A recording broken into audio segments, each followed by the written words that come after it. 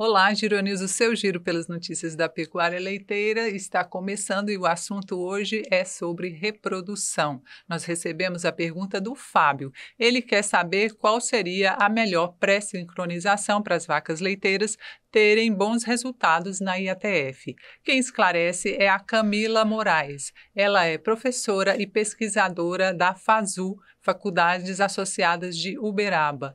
Camila, o que seria primeiro essa pré-sincronização? Certo, muito obrigada, por me convidar a estar aqui, obrigada ao Fábio que fez a pergunta, A pré-sincronização, até na fazenda, em algumas regiões, a gente chama de esquenta. O que seria esse esquenta, Nós estamos causando, a gente faz um pequeno protocolo hormonal antes da IATF propriamente dita. Qual que é o objetivo de fazer isso? Nós vamos causar nessa fêmea um perfil hormonal e nós vamos estimular o ovário dela a produzir estruturas, que a gente chama de folículo, que vão responder melhor à IATF. Então, a gente está causando nela já um perfil ideal para que ela chegue na IATF com uma melhor propensão, Não é uma garantia, mas uma melhor propensão a responder bem a esse protocolo. E quando eu falo em responder bem o protocolo, é até importante esclarecer, que essa fêmea consiga ovular ao final do protocolo e quando for inseminada, obviamente, essa inseminação se converter numa taxa de concepção. E ela tem que ser feita com quanto tempo antes da IATF? Certo, nós temos então, até aproveitando a pergunta, nós temos alguns protocolos, são vários. Tem protocolo de 7 dias antes da IATF, 10, 12, 20, 26, 40, isso vai estar relacionado a quê, E vários tipos de hormônios que nós podemos usar. Primeiramente, é importante verificar a condição corporal desse animal, Então, quando a gente verifica nossas vacas, elas estão ali principalmente no pós-parto, o balanço energético negativo, que é aquela perda de peso que pode acontecer no pós-parto, ela é inversamente proporcional à reprodução. Então, se essa fêmea está perdendo peso, a gente vai ter que ter estratégias um pouco mais, vamos dizer, agressivas, As estratégias mais agressivas ou protocolos hormonais mais específicos para que essa fêmea chegue no ponto da IATF de uma forma melhor. Então, um exemplo que eu vou dar vão ser protocolos discrepantes. Se a gente usar o protocolo menos 7 dias, ou seja, 7 dias antes do início da IATF, eu posso fazer ele bem simples. Eu vou aplicar a progesterona intramuscular.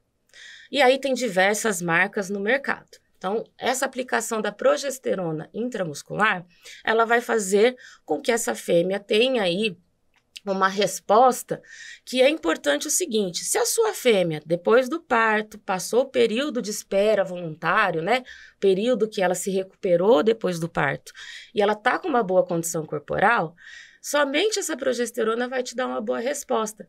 Por quê? O que a nutrição tem a ver com isso? Essa progesterona, ela vai aumentar. E quando ela começar a cair, porque eu apliquei para ela aumentar, quando ela começar a cair, os hormônios que a gente chama reprodutivos, ou alguns chamam de gonadotróficos, eles começam a aumentar. Então, eu faço a progesterona aumentar, depois ela cair, para que os hormônios reprodutivos aumentem. Só que essa fêmea estando numa boa condição corporal, tem energia para que os tecidos, as glândulas e até o próprio ovário dessa fêmea produzam esses hormônios. Só que se ela tiver com a condição corporal baixa, essa resposta pode não vir e ela pode não ser eficiente.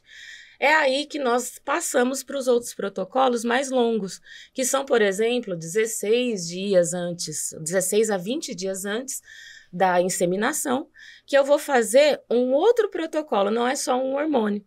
Então, se ela está com condição corporal mais baixa, eu preciso provocar mais o aumento desses hormônios. Então, eu faço isso, por exemplo, com implante de progesterona, benzoato de estradiol, que são aqueles hormônios que a gente compra para fazer IATF comercialmente, E a gente faz os mesmos hormônios 20 dias antes do início do protocolo. Depois, quando faltarem aproximadamente 13, 12 dias antes do início, eu faço mais 2 hormônios, que é a prostaglandina e o cipionato de estradiol. Qual que é o objetivo agora? Nesse caso, se elas estão em uma condição corporal um pouco baixa, eu aumento a progesterona dela e essa progesterona vai diminuir, igual da outra. Só que Eu aplico os hormônios depois de alguns dias, 7, 8 dias dessa primeira, para que essa fêmea consiga responder. Então, ela vai ter ali um estímulo no ovário dela. E aí, eu estou auxiliando com esse estímulo hormonal, já que o organismo dela está se recuperando, ela não está com reservas energéticas suficientes para que o próprio corpo, as próprias glândulas produzam esses hormônios, né, que a gente chama do balanço energético negativo.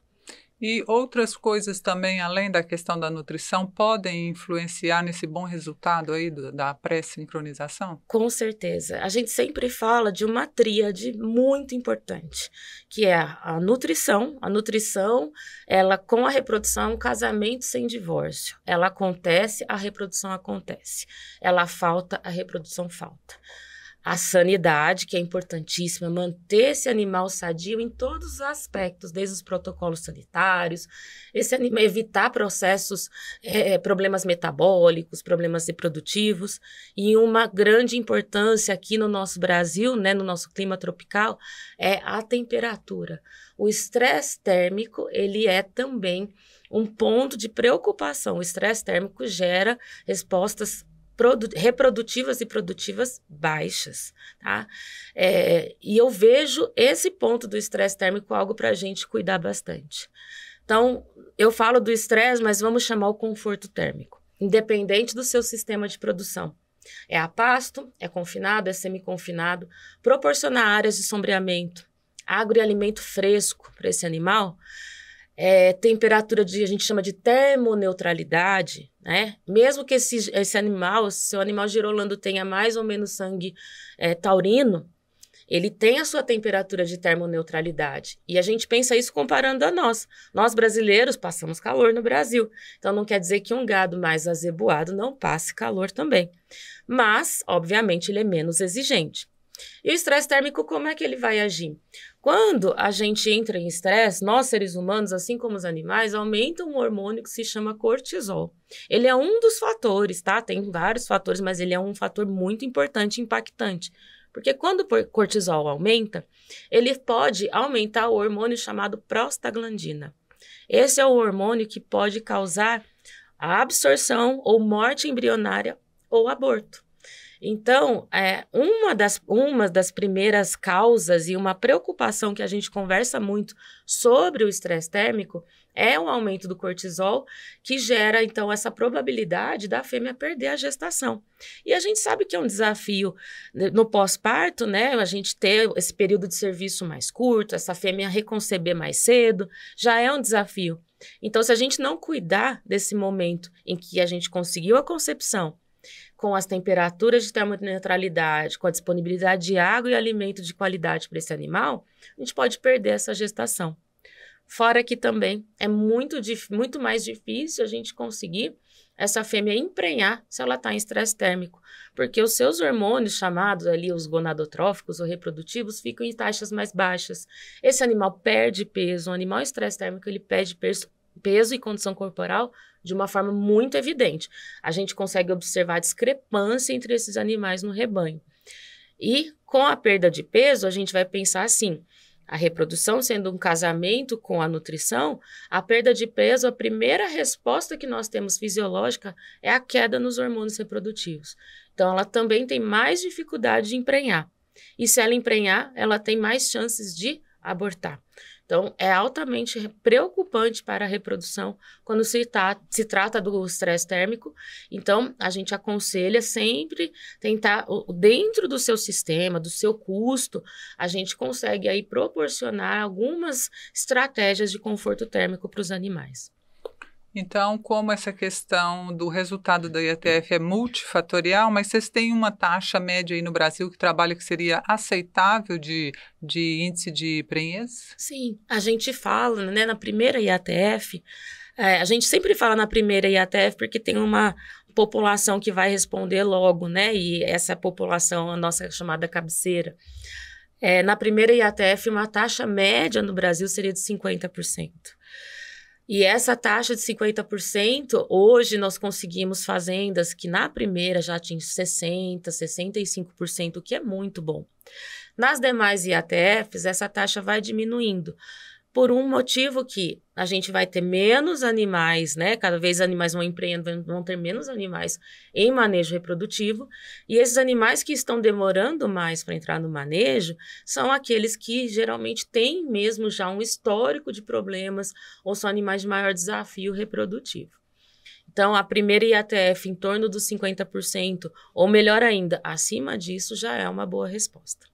Ótimo. Então, se você tem dúvidas sobre reprodução em vacas leiteiras ou outro tema que quiser esclarecer, deixe aqui nos comentários ou no e-mail que aparece aqui no vídeo, que nós vamos responder. Aproveite, se não é inscrito no nosso canal, se inscreva, curta os nossos vídeos e compartilhe. Camila, eu quero agradecer a sua participação. Muito obrigada, eu que agradeço o convite. E já te esperamos aqui, né, para próximas responder várias outras perguntas. Opa, será um prazer. Muito obrigada.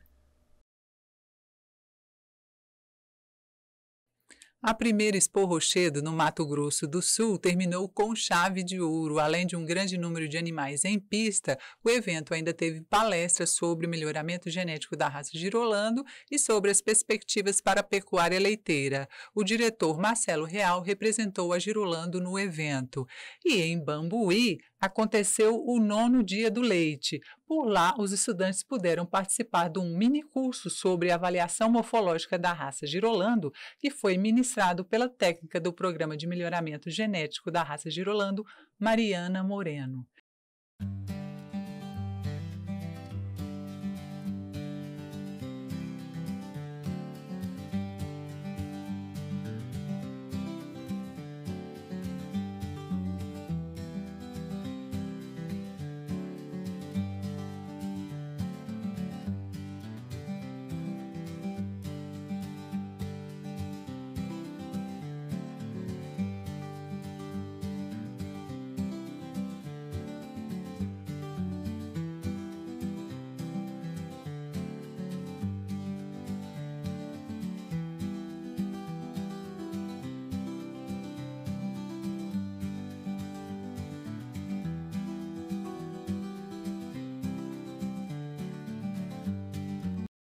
E se você quer ficar bem informado sobre a pecuária leiteira, não perca a nova edição da revista Girolando, que já pode ser acessada pelo link que está aqui na descrição desse vídeo.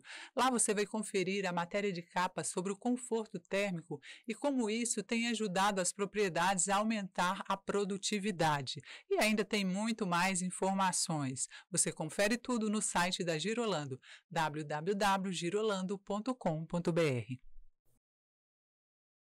Vem aí a FENAGRO 2024. Se você está em Salvador, não pode perder a participação da raça Girolando nesse importante evento. O julgamento será conduzido pelo nosso jurado Euclides Prata. Nós estamos encerrando esta edição do Giro News, mas se você quer ficar bem informado, então não esqueça de participar do nosso grupo no WhatsApp, que está disponível aqui na descrição desse vídeo, o link de acesso. E aproveite para compartilhar os nossos vídeos. Se não é inscrito no nosso canal, já se inscreva e deixe aquele like. E na próxima semana nós voltamos com muito mais informações. Até lá!